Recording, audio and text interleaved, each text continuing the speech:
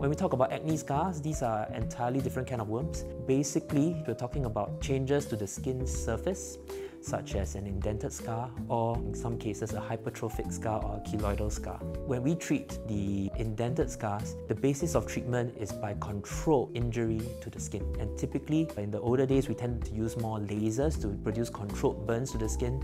These days, we use radiofrequency devices such as radiofrequency microneedling to help to produce controlled injury to the skin. During the healing process, the skin produces growth factors, and also the body sends collagen-producing cells called fibroblasts to lay down new collagen and elastin and gradually fill up these indented scars. So the basis of treatment for acne scars and acne marks are a little bit different. If we were to use a strong laser or radiofrequency device on an acne mark, sometimes we end up darkening the post-inflammatory hyperpigmented areas, and we really don't want to do that. And if we end up using a laser to treat an acne scar, we often get very underwhelming results.